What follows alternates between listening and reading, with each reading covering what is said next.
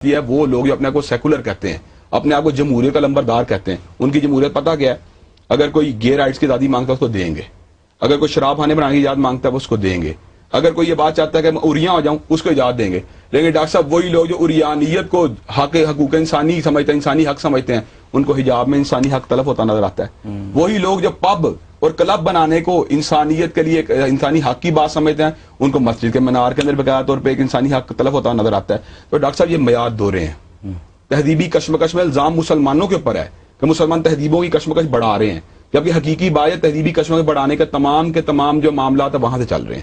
ان کو اس بات میں نظر ثانی کرنی چاہیے کہ مسلمان اپنے ملکوں میں کیا کریں. پاکستان بدنام ہے، پوری دنیا میں بڑا ایکسٹریمسٹ ہے. ڈاکٹر صاحب یہاں اللہ کے فضل و کرم سے کوئی گرجا گھر ایسا نہیں جس کے بارے میں ہمارے ذہن کے اندر کوئی خیال بد بھی موجود ہو. ہم کس طرح سوچ سکتے ہیں؟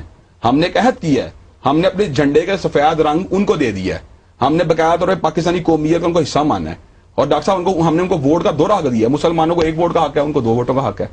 ہم نے ملازمت ان کو میرٹ کے علاوہ کوٹا دیا ہے. تو ہم یہ بات کبھی سوچ بھی نہیں سکتے. لیکن ان لوگوں کا عالم یہ ہے کہ ہمارے خلاف پراپیگنڈا کر رہے ہیں، ہماری کبھی بیٹیوں کو شہید کر رہے ہیں، کبھی ہمارے نقاب کے خلاف بات کر رہے ہیں، اور جناب کوئی حضرت رسول اللہ کی جو مخالفت کرے اس کو نائٹ ہوڈ کا خطاب دے رہے ہیں. ڈاکٹر صاحب دورے معیار ہیں. اہل مغرب کو سوچنا چاہیے کہ مسلمانوں پہ ہم الزام تو لگاتے ہیں، لیکن تہذیبوں کی اس کشمکش کے اندر جو تنور بھڑک رہا ہے اس میں لکڑیاں کون پھینک رہا ہے؟ اہل مغرب لکڑیاں پھینک رہے ہیں، ہم تو لکڑیاں نہیں پھینک رہے.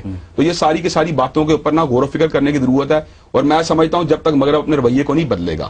اور ڈاکٹر صاحب یہاں ایک اور بات میں ضرور ایڈ کروں گا، لا اکراہ فی الدین. ہم دین میں جبر کے قائل نہیں، ہم زبردستی کسی کو کنورٹ کرنے کے قائل نہیں، ہم کسی کی توہین کے قائل نہیں، ہم کسی کی ہیوملیشن کے قائل نہیں، ہم کسی کو ڈیگریڈ کرنے کے قائل نہیں. ہم کم از کم یہی چاہتے ہیں کہ اہل مغرب بھی یہی سوچ رکھیں.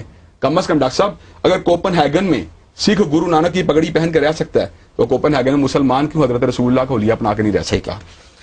اچھا حافظ صاحب، یہ بھی ایک بات بڑی مشاہدے میں آئی ہے کہ بعض لوگ ٹیلی ویژن پر قرآن کی تفسیر بیان کرتے ہوئے یہ کہتے ہیں کہ میری رائے کے مطابق.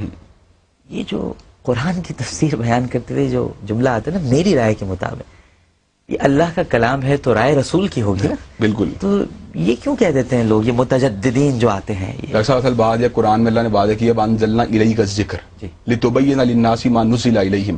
ہم نے آپ پہ ذکر کو نازل کیا تاکہ آپ لوگوں کو بیان کرے جو ان کے لیے نازل کیا گیا ہے. حضرت رسول اللہ صلی اللہ علیہ وسلم شارح قرآن ہے. حضرت رسول اللہ صلی اللہ علیہ وسلم کی زبان رسالت مآب سے قرآن کا بیان جاری ہوتا ہے. اس کے بعد تفسیر بالرائے کرنے کی کسی شخص کو کوئی اجازت نہیں ہے. اگر کوئی شخص چاہتا ہے کہ اس کے اوپینین کو قرآن میں داخل کر دیا جائے، وہ قرآن سے حجاب کے حکم کو بدل دے، وہ قرآن سود کے حکم کو بدل دے، وہ قرآن کے اندر کوئی ایسی چیزیں داخل کر دے جو قرآن کا حصہ نہیں ہے، اور اس کے مطابق دین میں ایک آن گوئنگ پروسیس کو اجتہاد کے نام پہ. ڈاکٹر سب سے بڑی بات اجتہاد کے نام پہ. اجتہاد کہاں ہوتا ہے؟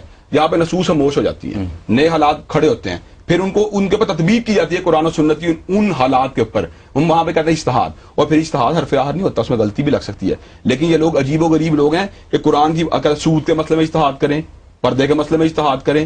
ڈاکٹر صاحب کس طرح کریں اجتہاد؟ ڈاکٹر صاحب ختم نبوت کے مسئلے میں اجتہاد کریں، ختم نبوت کے مسئلے میں اجتہاد کریں. ڈاکٹر صاحب کس طرح ہو سکتا ہے جب لا نبی بعد ہی کوئی نبی نہیں آیا؟ جب نکاح کو حکم آ گیا نہیں ہو سکتا، حجاب کو حکم آ گیا نہیں ہو سکتا. جب سود حرام ہے ہم کس طرح حلال کریں؟ ڈاکٹر صاحب ہم کون ہوتے ہیں جس کو اللہ تبارک و تعالی حرام قرار دیں، جس کو حضرت رسول اللہ حرام کرے؟ ہماری کیا مجال ہے؟ اللہ اس کے رسول سے جنگ ہے، اللہ رسول سے جنگ ہے. فاذنوا بحرب من اللہ ورسولہ. ڈاکٹر صاحب یعنی یہ لوگ چاہتے ہیں کہ اب ہم ان کو ایسا کوئی جو ہے نا لائسنس دے دیں کہ ان کو کھلی چھٹی ہو اور یہ بھاگتے پھرے کاٹتے پھرے اور انہیں کوئی روکنے ٹوکنے والا نہ ہو. تو ڈاکٹر صاحب یہ تو نہیں ہو سکتا، ہماری موجودگی میں یہ نہیں ہو سکتا، ہم تو ان کو روکیں گے. ٹھیک، بالکل صحیح ہے.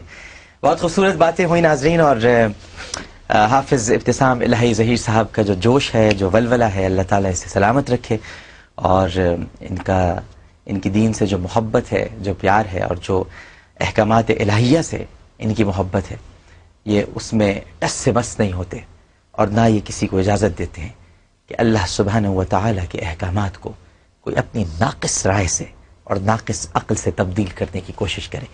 اتنی ساری باتیں ہوئیں اور اتنی خوبصورت گفتگو پر اختتام ہو رہا ہے، تو بجائے اس کے کہ میں کچھ مزید باتیں کروں، میں تو حافظ صاحب کی بات کو ان اشعار میں ڈھال دیتا ہوں. ہمیشہ یہ اشعار پڑھتا ہوں، جہاں موقع ملتا ہے یہ اشعار پڑھتا ہوں کہ کس منہ سے تم کو منزل مقصود چاہیے، کس منہ سے تم کو منزل مقصود چاہیے، کہ دین دین کرتے ہو اور سود چاہیے، ایمان کو بھی تم نے تماشا بنا لیا، مطلب کا دین مرضی کا معبود چاہیے. اللہم صلی علی سیدنا و مولانا محمد وعلی آلہ وصحبہ وبارک وسلم وصلی علیہ